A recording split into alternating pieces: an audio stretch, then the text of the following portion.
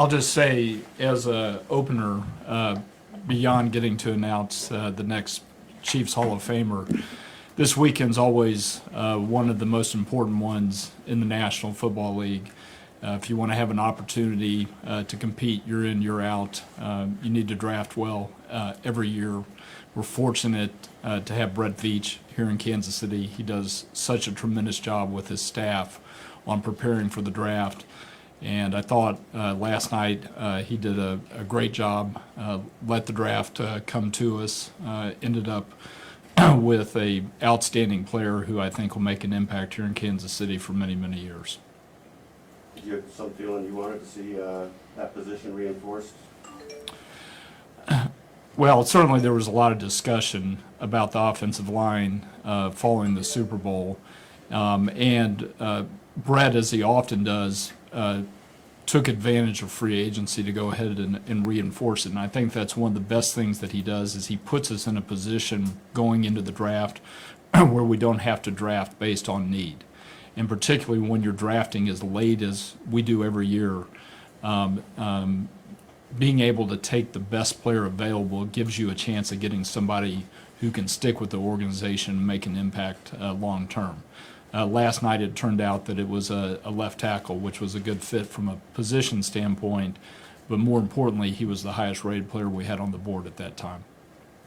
What was just the vibe in that room? You know, obviously the past couple of years you guys have lost front office members because of your own success that are now leading other organizations, but how's that changed and what was it like last night?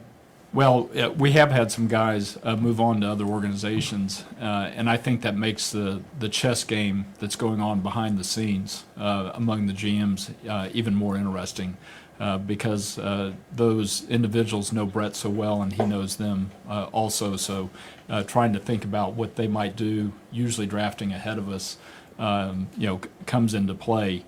But it's a great group that we have here. Having lost people, we still have a lot of continuity, a lot of experience in that room, people that both Brett and Andy trust. And as I mentioned, they had a great plan going into the evening. We had the surprise bonus of trading with Philadelphia there at the end of the first round.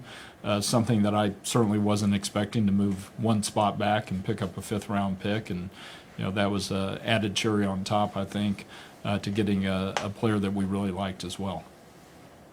Since the announcement of the Chargers going to Brazil to play in that game in Week 1, there's been speculation that they want you as the opponent in that game. Would you be interested in having the team go down to play in Barcelona or in Brazil? So we're open to playing internationally whenever we have the opportunity. We have the marketing rights to a number of countries now, and we would be excited to play in any one of those countries. But I've also heard the speculation about Brazil and being the Chargers' opponent, and it's something that we would welcome and embrace. I don't know when the NFL is going to announce it. It's usually a little bit ahead of the schedule release, so we'll probably know in the coming days. Has the league said anything to you one way or the other about that game? They haven't. They haven't yet, no. Speaking of that, why was adding Spain, the UK, and Ireland important to the organization from a marketing standpoint? Well, I would start with mentioning what a great experience we've had with Mexico, Germany, Switzerland, and Austria, the original countries that we received the marketing rights to. And we'd talked for several years about wanting to expand. And Spain was a relatively new opportunity that the league made available a couple of years ago. And we just felt that was a natural in terms of growing our footprint in Europe. We really sort of looked at the continent from a strategy standpoint and said, look, we're already in the Germany area. Adding Spain and then also adding the UK and Ireland, give us a really broad footprint in the continent, and we think that'll be beneficial to us from a marketing standpoint going forward. Clark, we last talked to you a few weeks ago at the owners' meetings, and at that time, stadium-wise, you guys were still considering options on both sides. Is that you guys still in the same position as you were a few weeks ago? We are, yeah. We've continued to have really good conversations on both sides of the state line. We certainly feel a sense of urgency, and we would like to be able to move the process along. And I think those dialogue, those conversations are picking up and improving. You talk about a sense of urgency. Is there a deadline where you'd like to have a decision made? Yeah. Yeah, well, one thing I've mentioned to this group before is with stadium projects, you can't really have a deadline because a lot of times there are things that are out of your control that affect the timeline. We're certainly focused on making as much progress as we can this year. We're aware of the timeline that it requires to either renovate Arrowhead Stadium or build a new stadium. Those are not short projects, and we want to make sure we have the appropriate amount of time from both a design and construction standpoint. Clark, is it possible to describe what you need to know that you don't know as you work toward these decisions? I mean, I realize it's a broad question, but what sorts of things are to be processed?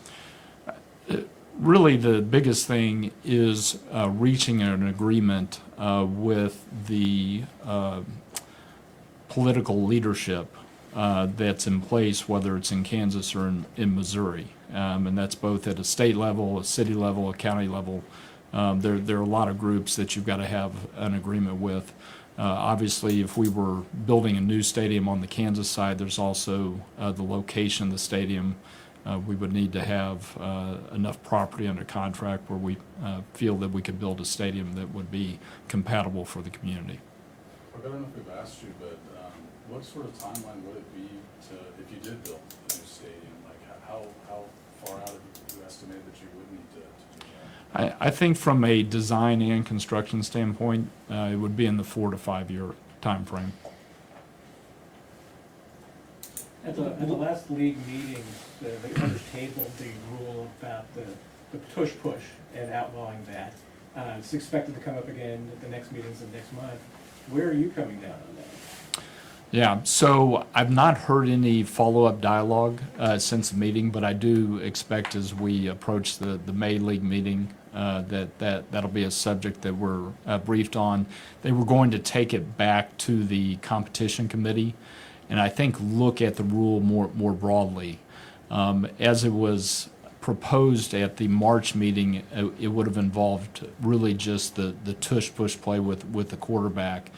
But as you all know, going back 20-plus years, it used to be illegal to push an offensive player anywhere on the field. And so I think they wanted to go back and see if it made more sense to approach changing the rule from a universal standpoint. I want to hear the dialogue on it. I want to hear what the medical people think about it from a safety standpoint before having a firm position. Do you think there'd be more broad support then if there was a rule just against pushing and pulling, like a ball carrier, for instance? I think it may make more sense to approach it that way, because if it truly is a safety issue, then it stands to reason it's not just a safety issue with a design quarterback sneak. It would be potentially a safety issue more broadly. Just to follow up on Sam's question about the timeline, the new stadium would be 4 to 5 years. If it was if Arrowhead was renovated, or somehow, what's the difference in that time frame? I really don't think it's much of a different timeline because a renovation project we could only work on during the off season. So your construction cycle is shorter each year, even though at the end of the day you're doing less work. So I still think it's in that 4 to 5 year time frame. I will go ahead and close it out. What are the changes, if any, to the stadium to prepare for the World Cup? I mean, what will fans see different, if anything, this fall? So I don't know how noticeable it will be, because for the football season we're going to have all of the existing seats replaced. But we've been going through a process which started back in March to remove approximately 8 rows on the north side of the stadium. So it's taking out all the seats, all of the concrete risers, There's limestone underneath that we've had to remove. And so it's been a fairly major surgery to the stadium, which is ongoing. For the football season, we're going to put aluminum risers back in with the seats that were there before we took them out, so that the fans who own season tickets in those seats are not impacted. So you won't lose much, if any, capacity, is that? That's correct, yes. All right. Awesome. Thanks. Yeah, thank you.